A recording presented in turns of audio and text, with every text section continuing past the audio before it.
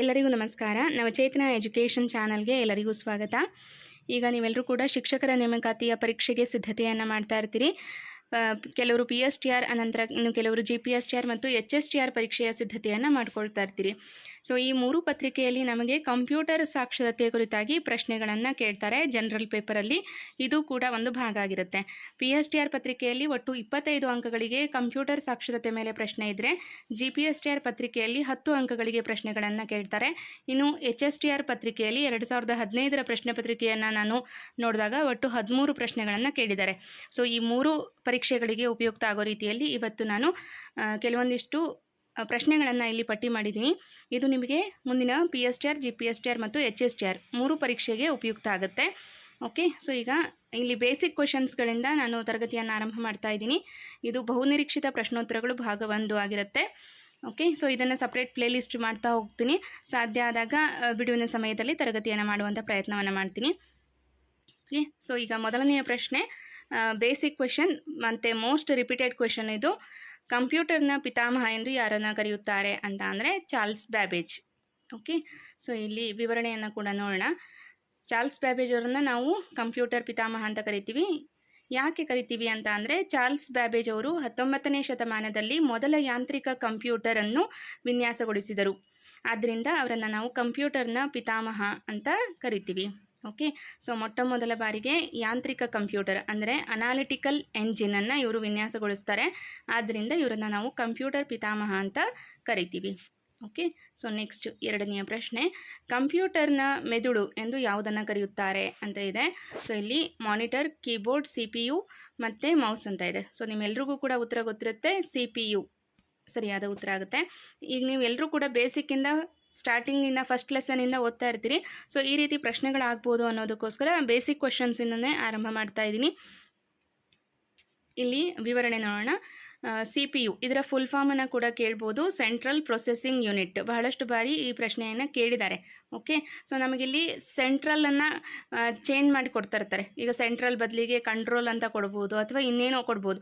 So ಆವಾಗ ನಮಗೆ ಒಂದು ವರ್ಡಿಂದ ಎಷ್ಟು ಉತ್ತರ ಗೊಂದಲಾಗುತ್ತೆ, ಯಾವ ಸರಿ ಉತ್ತರ ಅಂತ ಎಕ್ಸಾಮ್ ಹಾಲಲ್ಲಿ ಕನ್ಫ್ಯೂಸ್ ಆಗ್ತಿರುತ್ತೆ. ಸೊ ಹಾಗಾಗಿ ಕರೆಕ್ಟಾಗಿ ಇದನ್ನ ರಿಮೈಂಡ್ ಮಾಡ್ಕೊಳ್ತಾ ಇರಿ. CPU central processing unit. Okay, ಕಂಪ್ಯೂಟರ್ನ ಎಲ್ಲ ಲೆಕ್ಕಾಚಾರಗಳು ಮತ್ತು ಕಾರ್ಯಾಚರಣೆಗಳನ್ನು ಇದು ನಿಯಂತ್ರಿಸುತ್ತೆ. ಆದ್ದರಿಂದ ನಾವು ಇದನ್ನು ಕಂಪ್ಯೂಟರ್ನ ಮೆದುಳು ಅಂತ ಕರಿತೀವಿ, ಬ್ರೈನ್ ಆಫ್ ಕಂಪ್ಯೂಟರ್ ಅಂತ ಕರಿತೀವಿ.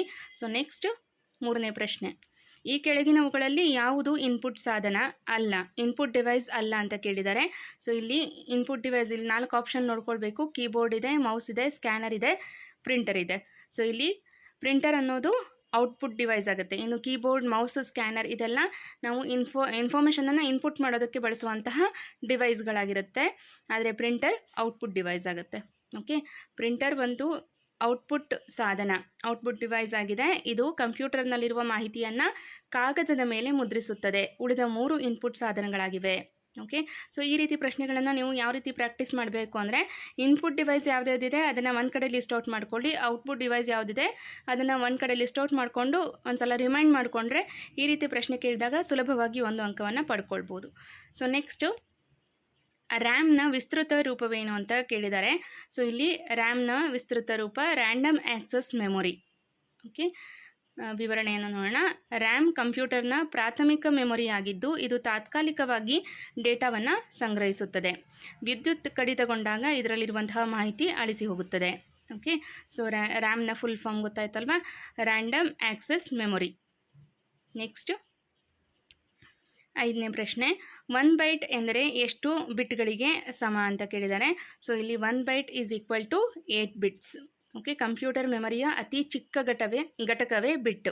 0 ಅಥವಾ 1 ಅನ್ನುವಂತಹ ಒಂದು ಘಟಕವನ್ನು ಇದು ಹೊಂದಿರುತ್ತೆ. ಬಿಟ್ ಅನ್ನೋದು ಕಂಪ್ಯೂಟರ್ ಮೆಮೊರಿಯ ಅತಿ ಚಿಕ್ಕ ಘಟಕ. ಓಕೆ, ಸೊ 8 ಬಿಟ್ಗಳು ಸೇರಿದಾಗ 1 ಬೈಟ್ ಆಗುತ್ತೆ. ಸೊ ಇದನ್ನು ಚಾರ್ಟನ್ನು ನಾನು ಹಿಂದಿನ ಕ್ಲಾಸ್ಗಳಲ್ಲಿ ಕಂಪ್ಯೂಟರ್ ಕ್ಲಾಸ್ ಏನು ಮಾಡಿದ್ದೆ ಪ್ರೀವಿಯಸ್ ಕ್ಲಾಸಸ್ಸಲ್ಲಿ ಹಾಕಿದ್ದೀನಿ. ಸೊ ಇದು ಚಾರ್ಟ್ ನಿಮಗೆ ಎಲ್ಲ ಬುಕ್ಸ್ಗಳಲ್ಲೂ ಇರುತ್ತೆ, ಕಂಪ್ಯೂಟರ್ ಬುಕ್ಸಲ್ಲೂ ಸಿಗುತ್ತೆ, ಗೂಗಲಲ್ಲಿ ಸರ್ಚ್ ಮಾಡಿದ್ರು ಕೂಡ ಸಿಗುತ್ತೆ. ಸೊ ಅದನ್ನು ಒಂದು ಕಡೆ ನೀವು ಲಿಸ್ಟ್ ಮಾಡಿಕೊಂಡು ಅದನ್ನ ರಿಮೈಂಡ್ ಮಾಡ್ತಾ ಬಂದರೆ ಈ ರೀತಿ ಪ್ರಶ್ನೆಗೆ ನಿಮಗೆ 1 ಅಂಕ ಸುಲಭವಾಗಿ ಸಿಗುತ್ತೆ. ಓಕೆ, ಸೊ ಈಗ ನಿಮಗೆ ಹೆಂಗೆ ಓದಬೇಕು ಅಂತ ಬಹಳಷ್ಟು ಜನ ಕೇಳ್ತಾ ಇರ್ತೀರಿ. ಸೊ ಹಾಗಾಗಿ ಒಂದೊಂದು ಪ್ರಶ್ನೆ ನಂತರವೇ ಹೇಗೆ ಓದಬೇಕು ಅದನ್ನು ಅನ್ನೋದನ್ನು ತಿಳಿಸ್ತಾ ಹೋಗ್ತಾ ಇದ್ದೀನಿ. ಸೊ ಈಗ ಈ ರೀತಿ ಪ್ರಶ್ನೆಗೆ ಒಂದು ಚಾರ್ಟ್ ಏನಿದೆ ಅದನ್ನು ನೀವು ಇಲ್ಲಿ ಒಂದು ಕಡೆ ನೋಟ್ ಮಾಡ್ಕೊಳ್ಳಿ, ಇಲ್ಲ ನೆಕ್ಸ್ಟ್ ಕ್ವೆಶನ್ಸ್ಗಳಲ್ಲಿ ಇದೇ ರೀತಿ ಪ್ರಶ್ನೆ ತೊಗೊಂಡು ಆ ಚಾರ್ಟನ್ನು ಕೂಡ ಪ್ರೊವೈಡ್ ಮಾಡ್ತೀನಿ. ಅದನ್ನು ಒಂದು ಕಡೆ ನೋಟ್ ಮಾಡಿಕೊಂಡ್ರೆ ಆ ಒಂದು ಪ್ರಶ್ನೆಗೆ ಒಂದು ಸಂಪೂರ್ಣ ತಯಾರಿಯನ್ನು ಮಾಡ್ಕೊಂಡಂಗಾಗುತ್ತೆ. ಈಗ ನೆಕ್ಸ್ಟ್ 6ನೇ ಪ್ರಶ್ನೆ. ಮೊದಲನೇ ತಲೆಮಾರಿನ ಕಂಪ್ಯೂಟರ್ಗಳಲ್ಲಿ ಬಳಸಲಾದ ಮುಖ್ಯ ತಂತ್ರಜ್ಞಾನ ಯಾವುದು ಅಂತ ಇದೆ. ಇಲ್ಲಿ ಟ್ರಾನ್ಸಿಸ್ಟರ್ಗಳು, ವ್ಯಾಕ್ಯೂಮ್ ಟ್ಯೂಬ್ಗಳು, ICಗಳು, ಮೈಕ್ರೋ ಪ್ರೊಸೆಸರ್ಗಳು ಅಂತ ಇದೆ. ಸೊ ಮೊದಲನೇ ಜನ್ರೇಷನಲ್ಲಿ ವ್ಯಾಕ್ಯೂಮ್ ಟ್ಯೂಬ್ಗಳನ್ನು ಬಳಸಲಾಗಿತ್ತು. ಸೊ ಇಲ್ಲಿ ವಿವರಣೆ 1940ರಿಂದ 1956ರ ಅವಧಿಯ ಮೊದಲನೇ ತಲೆಮಾರಿನ ಕಂಪ್ಯೂಟರ್ಗಳು ಗಾತ್ರದಲ್ಲಿ ಅತಿ ದೊಡ್ಡದಾಗಿದ್ದು ವ್ಯಾಕ್ಯೂಮ್ ಟ್ಯೂಬ್ಗಳನ್ನು ಬಳಸುತ್ತಿದ್ದವು. ಓಕೆ, ಸೊ ಇಲ್ಲಿ ಈ ಪ್ರಶ್ನೆಗೆ ನೀವು ಯಾವ ರೀತಿ ತಯಾರಿಯನ್ನು ಮಾಡ್ಕೊಳ್ಬೇಕು ಅಂದರೆ, ಈಗ ಒಂದನೇ ಜನ್ರೇಷನಿಂದ 5ನೇ ಜನ್ರೇಷನ್ ಕಾಲಮ್ ಹಾಕ್ಕೊಳ್ಳಿ. ಸೊ ಅದರ ಕಾಲಾವಧಿಯನ್ನು ಬರ್ಕೊಳ್ಳಿ. ಅದರಲ್ಲಿ ಬಳಸ್ತಾ ಇದ್ದಂತಹ ತಂತ್ರಜ್ಞಾನ ಯಾವುದು ಅನ್ನೋದನ್ನು ನೀವು ಬರ್ಕೊಂಡ್ರೆ ಅಲ್ಲಿ ಈ ರೀತಿಯ ಒಂದು ಪ್ರಶ್ನೆಗೆ ಸಿದ್ಧತೆಯನ್ನು ಮಾಡ್ಕೊಂಡಂಗಾಗುತ್ತೆ. ಓಕೆ, ಸೊ ನಿಮ್ಮ ನೋಟ್ಸ್ ಯಾವ ರೀತಿ ಇರಬೇಕು ಅನ್ನೋದಕ್ಕೆ ಒಂದಿಷ್ಟು ಕ್ಲೂಸ್ ಕೊಡೋಣ, ಒಂದಿಷ್ಟು ಸಲಹೆಯನ್ನು ಕೊಡೋಣ ಅಂತಲೇ ಈ ರೀತಿ ಪ್ರಶ್ನೆಯನ್ನು ಪಟ್ಟಿ ಮಾಡ್ಕೊಂಡಿದ್ದೀನಿ. ನೆಕ್ಸ್ಟ್, ರೋಮ್ನ ಪ್ರಮುಖ ಲಕ್ಷಣಗಳೇನು ಅಂತ ಕೇಳಿದ್ದಾರೆ. ಸೊ ಇಲ್ಲಿ ಸರಿಯಾದ ಉತ್ತರ, ರೋಮ್ನ ಪ್ರಮುಖ ಲಕ್ಷಣ ಏನು ಅಂದರೆ ವಿದ್ಯುತ್ ಇಲ್ಲದಿದ್ದರೂ ಇದರಲ್ಲಿನ ಡೇಟಾ ಅಳಿಸಿ ಹೋಗುವುದಿಲ್ಲ. ಓಕೆ, ಸೊ ಇದರ ಫುಲ್ ಫಾರ್ಮನ್ನು ಕೂಡ ಕೇಳ್ಬೋದು, ನೋಟ್ ಮಾಡ್ಕೊಳ್ಳಿ. ರೋಮ್ನ full form read only memory. Okay, ಇದು ಶಾಶ್ವತ ಸ್ಮರಣೆಯಾಗಿದೆ. ರ್ಯಾಮ್ ಏನು ಪ್ರಾಥಮಿಕ ಸ್ಮರಣೆ. ಓಕೆ, ರೋಮ್ ಅನ್ನೋದು ಶಾಶ್ವತ ಸ್ಮರಣೆಯಾಗಿದೆ. ಕಂಪ್ಯೂಟರನ್ನು ಬೂಟ್ ಮಾಡಲು ಬೇಕಾದ ಅಗತ್ಯ ಸೂಚನೆಗಳನ್ನು ಇದು ಹೊಂದಿರುತ್ತೆ. ನೆಕ್ಸ್ಟ್, ALU ಇದರ ವಿಸ್ತೃತ ರೂಪ ಏನು ಅಂತ ಕೇಳಿದ್ದಾರೆ. ಸೊ ಅರ್ಥಮೆಟಿಕ್ ಲಾಜಿಕ್ ಯೂನಿಟ್ ಅನ್ನೋದು ಸರಿಯಾದ ಉತ್ತರ ಆಗುತ್ತೆ. ವಿವರಣೆ, ALU ಇದು CPU-ನ ಒಂದು ಭಾಗವಾಗಿದ್ದು ಸಂಕಲನ, ವ್ಯವಕಲನ, ಗುಣಾಕಾರ, ಭಾಗಾಕಾರ ಮುಂತಾದ ಎಲ್ಲ ಗಣಿತ ಮತ್ತು ತಾರ್ಕಿಕ ಕಾರ್ಯಾಚರಣೆಗಳನ್ನು ಇದು ನಿರ್ವಹಿಸುತ್ತದೆ. ಓಕೆ, ALU ಇದರ full form arithmetic logic unit. Okay, ಗಣಿತದ ಪ್ರಕ್ರಿಯೆಗಳನ್ನು ಮಾಡೋದಕ್ಕೆ ಇದನ್ನು ಬಳಸಲಾಗುತ್ತೆ. ನೆಕ್ಸ್ಟು 9ನೆಯ ಪ್ರಶ್ನೆ. ಈ ಕೆಳಗಿನವುಗಳಲ್ಲಿ ಯಾವುದು ಆಪರೇಟಿಂಗ್ ಸಿಸ್ಟಮ್ಗೆ ಉದಾಹರಣೆಯಲ್ಲ? ಸೊ ಆಪರೇಟಿಂಗ್ ಸಿಸ್ಟಮ್ಸ್ ಯಾವುದ್ಯಾವುದಿದ್ದಾವೆ ಅನ್ನೋದನ್ನು ಲಿಸ್ಟ್ ಔಟ್ ಮಾಡಿಕೊಂಡ್ರೆ ಯಾವುದು ಅಲ್ಲ ಅನ್ನೋದನ್ನು ನೀವು ಈಸಿಯಾಗಿ ಪಾಯಿಂಟ್ ಔಟ್ ಮಾಡ್ಬೋದು. ಸೊ ಇದನ್ನು ಕೂಡ ಲಿಸ್ಟ್ ಔಟ್ ಮಾಡ್ಕೊಳ್ರಿ. ಓಕೆ, ಈಗ ಇದು ಬೇಸಿಕ್ ಕ್ವೆಶನ್ಸ್ಗಳನ್ನ ಹೇಳ್ತಾ ಹೋಗ್ತಿದ್ದೀನಿ, ಯಾವ ರೀತಿ ಪಾಯಿಂಟ್ಸ್ ಮಾಡ್ಕೊಳ್ಬೇಕು, ಯಾವ ರೀತಿ ನೋಟ್ಸ್ ಮಾಡ್ಕೊಳ್ಬೇಕು ಅನ್ನೋದನ್ನು ಕೂಡ ಹೇಳ್ತಾ ಇದ್ದೀನಿ. ನೆಕ್ಸ್ಟ್ ಒಂದೊಂದೇ ಕಾನ್ಸೆಪ್ಟ್ ಮೇಲೆ ನಾವು ನಿಮಗೆ ಲಿಸ್ಟನ್ನು ಕೂಡ ಪ್ರೊವೈಡ್ ಮಾಡುವಂಥ ಪ್ರಯತ್ನವನ್ನು ಮಾಡ್ತೀನಿ. ಸಮಯದ ಅವಕಾಶ ಆಗಬೇಕಷ್ಟೇ, ನನಗೆ ಸಮಯ ಸಿಕ್ಕಾಗ ಪ್ರೊವೈಡ್ ಮಾಡ್ತೀವಿ. ಇಲ್ಲಾಂದರೆ ಶಾರ್ಟ್ ವಿಡಿಯೋಸಲ್ಲಾದರೂ ನಿಮಗೆ ಆ ಲಿಸ್ಟ್ಗಳನ್ನು ಪ್ರೊವೈಡ್ ಮಾಡ್ತಾ ಹೋಗ್ತೀನಿ. ಓಕೆ, ಸೊ ಅದನ್ನು ಕೂಡ ಚೆಕ್ ಮಾಡ್ತಾ ಇರಿ. ಇಲ್ಲಿ ಸರಿಯಾದ ಉತ್ತರ ಯಾವುದಾಗುತ್ತೆ ಅಂದರೆ ಮೈಕ್ರೋಸಾಫ್ಟ್ ವರ್ಡ್ ಅನ್ನೋದು ಒಂದದು MS ಆಫೀಸ್ನ ಒಂದು ಭಾಗ ಆಗುತ್ತೆ, ಒಂದು ಪಾರ್ಟ್ ಆಗುತ್ತೆ. ಹೌದಾ? ಸೊ ಇಲ್ಲಿ ಮೈಕ್ರೋಸಾಫ್ಟ್ ವರ್ಡ್ ಅನ್ನೋದು ಆಪ್ರೇಟಿಂಗ್ ಸಿಸ್ಟಮ್ ಅಲ್ಲ. ಓಕೆ, ವಿಂಡೋಸ್, ಲಿನಕ್ಸ್ ಮತ್ತು ಮ್ಯಾಕ್ OS ಇದೆಲ್ಲವೂ ಕೂಡ ಏನಾಗುತ್ತೆ, ಆಪ್ರೇಟಿಂಗ್ ಸಿಸ್ಟಮ್ ಆಗಿರುತ್ತೆ. ವಿವರಣೆ, ಮೈಕ್ರೋಸಾಫ್ಟ್ ವರ್ಡ್ ಒಂದು ಅಪ್ಲಿಕೇಶನ್ ಸಾಫ್ಟ್ವೇರ್ ಆಗಿದೆ. ಇದು ಮೈಕ್ರೋಸಾಫ್ಟ್ ಆಫೀಸ್ನಲ್ಲಿರುವಂಥ ಒಂದು ಸಾಫ್ಟ್ವೇರ್. ಓಕೆ, ಉಳಿದವು ಸಿಸ್ಟಮ್ ಸಾಫ್ಟ್ವೇರ್ ಅಥವಾ ಆಪರೇಟಿಂಗ್ ಸಿಸ್ಟಮ್ಗಳಾಗಿವೆ. ಇನ್ನು 10ನೆಯ ಪ್ರಶ್ನೆ, ಕಂಪ್ಯೂಟರ್ನಲ್ಲಿರುವ ಎಲ್ಲ ಭೌತಿಕ ಭಾಗಗಳನ್ನು ಏನೆಂದು ಕರೆಯುತ್ತಾರೆ? ಇಲ್ಲಿ ಸರಿಯಾದಂಥ ಉತ್ತರ ಹಾರ್ಡ್ವೇರ್. ಭೌತಿಕ ಭಾಗಗಳು ಅಂತ ಅಂದರೆ ನಮಗೆ ಅದನ್ನ ಟಚ್ ಮಾಡೋದಕ್ಕೆ ಸಾಧ್ಯ ಆಗುವಂತಹ ಭಾಗಗಳನ್ನ ಭೌತಿಕ ಭಾಗಗಳು ಅಂತ ಕರಿತೀವಿ. ಹೌದಾ? ಸೊ ಇಲ್ಲಿ ಸರಿಯಾದಂತಹ ಉತ್ತರ ವಿವರಣೆಯನ್ನು ನೋಡೋಣ. ಸರಿಯಾದ ಉತ್ತರ ಹಾರ್ಡ್ವೇರ್ ಅನ್ನೋದು ಸರಿಯಾದ ಉತ್ತರ ಆಗುತ್ತೆ. ವಿವರಣೆ, ಕೀಬೋರ್ಡ್, ಮಾನಿಟರ್, ಮದರ್ ಬೋರ್ಡ್ನಂತಹ ನಾವು ಮುಟ್ಟಬಹುದಾದ ಮತ್ತು ನೋಡಬಹುದಾದ ಕಂಪ್ಯೂಟರ್ನ ಭೌತಿಕ ಉಪಕರಣಗಳನ್ನು ಹಾರ್ಡ್ವೇರ್ ಎನ್ನುತ್ತಾರೆ. ಓಕೆ, ಇನ್ನು ಉಳಿದಂತಹ ಈ ಸಾಫ್ಟ್ವೇರ್ ಆಗಿರಲಿ, ಅನಂತರ ಮಾಲ್ವೇರ್ ಆಗಿರಲಿ, ಫರ್ಮ್ವೇರ್ ಆಗಿರಲಿ, ಇದೆಲ್ಲ ನಮಗೆ ಸಾಫ್ಟ್ವೇರ್ಗಳಿಗೆ ಅಂದರೆ ನಮಗೆ ಅದನ್ನು ಟಚ್ ಮಾಡೋದಕ್ಕಾಗಲ್ಲ, ಅದನ್ನ ನೋಡೋದಕ್ಕಾಗಲ್ಲ. ಹೌದಾ? ಸೊ ಹಾಗಾಗಿ ಇಲ್ಲಿ ಸರಿಯಾದ ಉತ್ತರ ಯಾವುದಾಗುತ್ತೆ, ಹಾರ್ಡ್ವೇರ್ ಅನ್ನೋದು ಸರಿಯಾದ ಉತ್ತರ ಆಗುತ್ತೆ. ನಾವು ಯಾವುದನ್ನು ಮುಟ್ಬೋದು ಅದನ್ನು ಅಥವಾ ಯಾವುದನ್ನು ನೋಡ್ಬೋದು ಅದೆಲ್ಲವೂ ಕೂಡ ಭೌತಿಕ ಉಪಕರಣಗಳಾಗುತ್ತೆ. ಇನ್ನು 11ನೆಯ ಪ್ರಶ್ನೆ, 1 ಕಿಲೋಬೈಟ್ ಅಂದರೆ ಎಷ್ಟು? ಸೊ ಇದು ಚಾರ್ಟ್ ಮಾಡ್ಕೊಳ್ಳಿ ಅಂತ ಈ ಹಿಂದಿನ ಪ್ರಶ್ನೆಯಲ್ಲೇ ಹೇಳಿದ್ದೆ. ಈ ರೀತಿ ಪ್ರಶ್ನೆಗಳನ್ನು ಪದೇ ಪದೇ ಕೇಳ್ತಾ ಇರ್ತಾರೆ.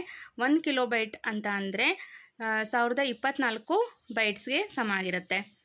ಕಂಪ್ಯೂಟರ್ ಮೆಮೊರಿಯ ಅಳತೆಯಲ್ಲಿ 1 ಕಿಲೋಬೈಟ್ ಅಂದರೆ 1 KB ಅಂದರೆ 1024 ಬೈಟ್ಗಳು. ಅದೇ ರೀತಿ 1 MB ಅಂದರೆ 1024 KB. ಓಕೆ, ಸೊ ಈ ಒಂದು ಚಾರ್ಟನ್ನು ಶಾರ್ಟ್ ವೀಡಿಯೋಸಲ್ಲಿ ನಾನು ನಿಮಗೆ ಹಾಕ್ತೀನಿ, ಸೊ ಅದನ್ನು ನೋಟ್ ಮಾಡ್ಕೊಳ್ಳಿ. ನೆಕ್ಸ್ಟ್ 12ನೆಯ ಪ್ರಶ್ನೆ, ಆಧುನಿಕ ಕಂಪ್ಯೂಟರ್ ವಿಜ್ಞಾನದ ಪಿತಾಮಹ ಎಂದು ಯಾರನ್ನು ಕರೆಯುತ್ತಾರೆ? ಈಗ ನಮಗೆ ಕಂಪ್ಯೂಟರ್ ಪಿತಾಮಹ ಯಾರು ಅನ್ನೋದು ಗೊತ್ತು, ಚಾರ್ಲ್ಸ್ ಬ್ಯಾಬೇಜ್. ಆಧುನಿಕ ಕಂಪ್ಯೂಟರ್ ವಿಜ್ಞಾನದ ಪಿತಾಮಹ, father of modern computer science ಅಂತ ನಾವು ಯಾರನ್ನು ಕರಿತೀವಿ ಅಂತ ಅಂದರೆ alone Turing. Alone Turing computer ವಿಜ್ಞಾನ ಮತ್ತು ಕೃತಕ ಬುದ್ಧಿಮತ್ತೆಯ ಸೈದ್ಧಾಂತಿಕ ಚೌಕಟ್ಟನ್ನು ರೂಪಿಸಿದವರು. ಹಾಗಾಗಿ ಇವರನ್ನು ನಾವು ಆಧುನಿಕ ಕಂಪ್ಯೂಟರ್ ವಿಜ್ಞಾನದ ಪಿತಾಮಹ ಅಂತ ಕರಿತೀವಿ.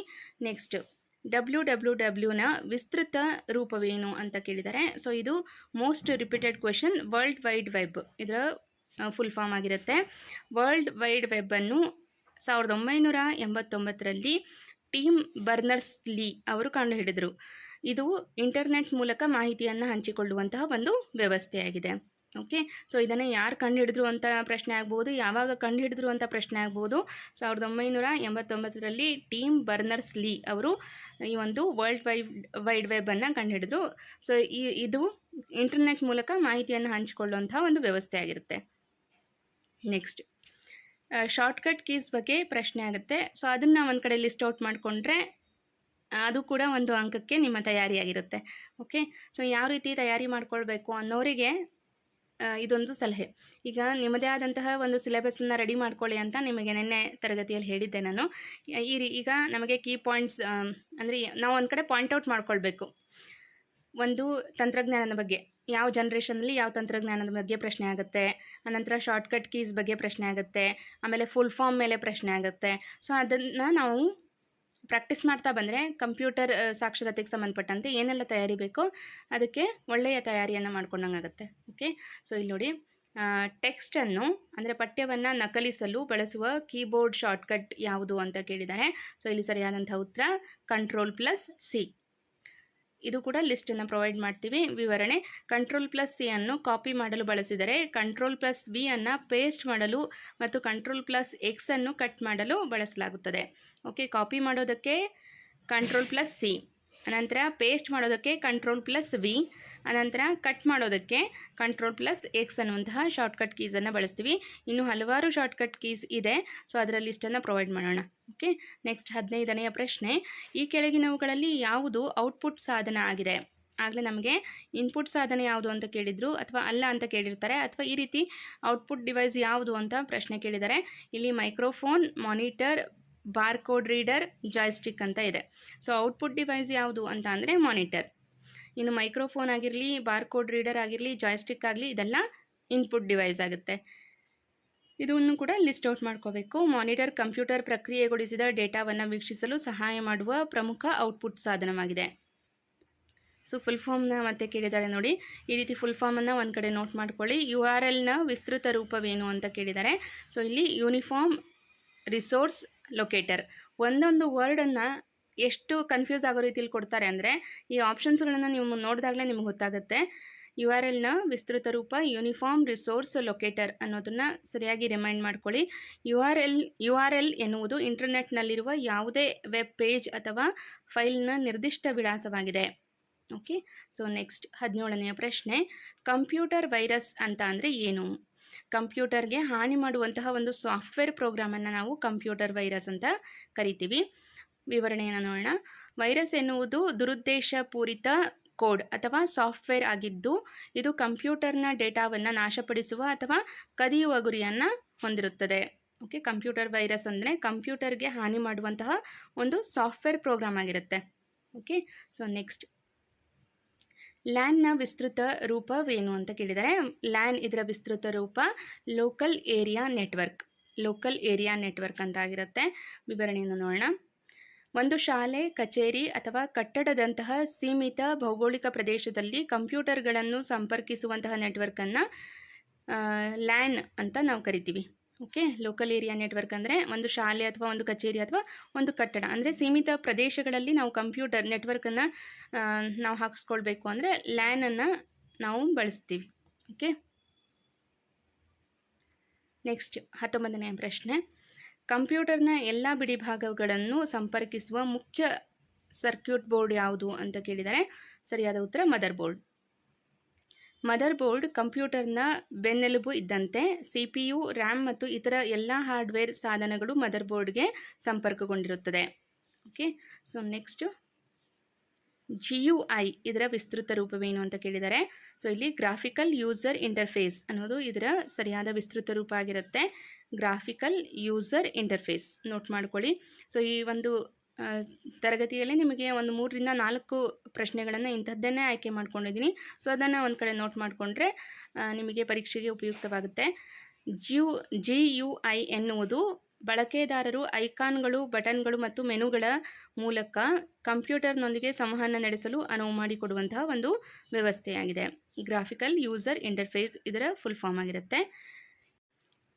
21ನೆಯ ಪ್ರಶ್ನೆ, ಇಂಟರ್ನೆಟ್ ಮೂಲಕ ಕಳುಹಿಸಲಾದ ಅನಗತ್ಯ ಮತ್ತು ವಾಣಿಜ್ಯಿಕ ಮೇಲ್ಗಳನ್ನು ಅಥವಾ ಇಮೇಲ್ಗಳನ್ನು ಏನೆಂದು ಕರೆಯುತ್ತಾರೆ ಅಂತ ಕೇಳಿದ್ದಾರೆ. ಸೊ ಇಲ್ಲಿ ಸ್ಪ್ಯಾಮ್ ಅನ್ನೋದು ಸರಿಯಾದ ಉತ್ತರ. ಇತ್ತೀಚೆಗೆ ಈ ಒಂದು ವರ್ಡನ್ನು ನಾವೆಲ್ಲರೂ ಕೂಡ ಭಾಳ ಬಳಸ್ತಾ ಇರ್ತೀವಿ. ಸೊ ಇದೆಲ್ಲರಿಗೂ ಕೂಡ ಪರಿಚಿತವಾದಂತಹ ಒಂದು ಶಬ್ದವಾಗಿರುತ್ತೆ. ಸ್ಪ್ಯಾಮ್ ಅಂತ ಅಂದರೆ ಯಾವುದೇ ಅನುಮತಿ ಇಲ್ಲದೆ ದೊಡ್ಡ ಪ್ರಮಾಣದಲ್ಲಿ ಕಳುಹಿಸಲಾಗುವ ಅನಗತ್ಯ ಅಥವಾ ಜಾಹೀರಾತು ಇಮೇಲ್ಗಳನ್ನು ಸ್ಪ್ಯಾಮ್ ಅಂತ ನಾವು ಕರಿತೀವಿ. ಓಕೆ, ಸೊ ಇಲ್ಲಿ ಪ್ರಶ್ನೆಯನ್ನು ಇನ್ನೊಮ್ಮೆ ನೋಟ್ ಮಾಡ್ಕೊಳ್ಳಿ. ಇಂಟರ್ನೆಟ್ ಮೂಲಕ ಕಳುಹಿಸಲಾದ ಅನಗತ್ಯ ಮತ್ತು ವಾಣಿಜ್ಯಿಕ ಇಮೇಲ್ಗಳನ್ನು ನಾವೇನಂತ ಕರಿತೀವಿ? ಸ್ಪ್ಯಾಮ್ ಅಂತ ಕರಿತೀವಿ. ಓಕೆ, ಸೊ ನೆಕ್ಸ್ಟ್ 22ನೆಯ ಪ್ರಶ್ನೆ, ಮೈಕ್ರೋಸಾಫ್ಟ್ ಪವರ್ ಪಾಯಿಂಟನ್ನು ಮುಖ್ಯವಾಗಿ ಏತಕ್ಕಾಗಿ ಬಳಸಲಾಗುತ್ತದೆ ಅಂತ ಅಂದರೆ ನಾವು ಪ್ರೆಸೆಂಟೇಷನನ್ನು ತಯಾರಿ ಮಾಡೋದಕ್ಕೋಸ್ಕರ ಮೈಕ್ರೋಸಾಫ್ಟ್ ಪವರ್ ಪಾಯಿಂಟನ್ನು ಬಳಸ್ತೀವಿ. ಸೊ ಸರಿಯಾದಂತಹ ಉತ್ತರ ಆಪ್ಷನ್ ಸಿ, ಪ್ರಸ್ತುತಿಗಳನ್ನು ಅಂದರೆ ಪ್ರೆಸೆಂಟೇಷನ್ಸನ್ನು ತಯಾರಿಸಲಿಕ್ಕೆ ನಾವು MS ಪವರ್ ಪಾಯಿಂಟನ್ನು ಬಳಸ್ತೀವಿ. ಓಕೆ, ಶೈಕ್ಷಣಿಕ ಮತ್ತು ವ್ಯಾವಹಾರಿಕ ಪ್ರಸ್ತುತಿಗಳನ್ನು ಅಂದರೆ ಸ್ಲೈಡ್ಗಳನ್ನು ಆಕರ್ಷಕವಾಗಿ ವಿನ್ಯಾಸಗೊಳಿಸಲು ಪವರ್ ಪಾಯಿಂಟನ್ನು ಬಳಸಲಾಗುತ್ತೆ. ಸೊ ನೆಕ್ಸ್ಟ್ 23ನೇ ಪ್ರಶ್ನೆ, PDF ವಿಸ್ತೃತ ರೂಪವೇನು? ನಾವು PDF ಅಂತ ಬಳಸ್ತಾ ಇರ್ತೀವಿ ವರ್ಡನ್ನು. ಸೊ PDF ಅಂದರೆ ಏನು ಅಂದರೆ ಪೋರ್ಟೇಬಲ್ ಡಾಕ್ಯುಮೆಂಟ್ ಫಾರ್ಮ್ಯಾಟ್ ಅನ್ನೋದು ಇದರ ಫುಲ್ ಫಾರ್ಮ್ ಆಗುತ್ತೆ. ನೋಟ್ ಮಾಡ್ಕೊಳ್ಳಿ. PDF full form portable document format. ಕೆಲವೊಂದಿಷ್ಟು ಶಬ್ದಗಳಿಗೆ ನಾವು ಪದೇ ಪ್ರತಿನಿತ್ಯ ಬಳಸ್ತಿರ್ತೀವಿ, ಫುಲ್ ಫಾರ್ಮೇ ಗೊತ್ತಿರೋದಿಲ್ಲ ಎಷ್ಟೋ ಜನಕ್ಕೆ ಅಲ್ವಾ. ಸೊ ಈ ರೀತಿ ಪ್ರಶ್ನೆಗಳನ್ನು ಕೇಳ್ತಾರೆ. PDF ಎನ್ನುವುದು ಅಡೋಬ್ ಸಂಸ್ಥೆ ಅಭಿವೃದ್ಧಿಪಡಿಸಿದ ಫೈಲ್ ಫಾರ್ಮ್ಯಾಟ್ ಆಗಿದ್ದು ಡಾಕ್ಯುಮೆಂಟ್ಗಳನ್ನು ಯಾವುದೇ ಡಿವೈಸ್ನಲ್ಲಿಯೂ ಸುರಕ್ಷಿತವಾಗಿ ಮತ್ತು ಮೂಲ ರೂಪದಲ್ಲಿಯೇ ಓದಲು ಅನುಕೂಲ ಮಾಡಿಕೊಡುತ್ತದೆ. ಓಕೆ, ಸೊ ನೆಕ್ಸ್ಟ್ 24ನೆಯ ಪ್ರಶ್ನೆ, ಇಂಟರ್ನೆಟ್ಗೆ ಸಂಪರ್ಕಗೊಂಡಿರುವ ಪ್ರತಿಯೊಂದು ಕಂಪ್ಯೂಟರ್ಗೆ ಇರುವ ಅನನ್ಯ ವಿಳಾಸವನ್ನು ಅಂದರೆ ಯುನಿಕ್ ಅಡ್ರೆಸ್ಸನ್ನು ಏನಂತ ಕರಿತೀವಿ ಅಂತ ಅಂದರೆ IP ವಿಳಾಸ, IP ಅಡ್ರೆಸ್ ಅಂತ ಕರಿತೀವಿ. ಓಕೆ, ಸೊ IP ಅಡ್ರೆಸ್ ಇದರ ಫುಲ್ ಫಾರ್ಮ್ನ ಕೂಡ ನೋಟ್ ಮಾಡ್ಕೊಳ್ಳಿ.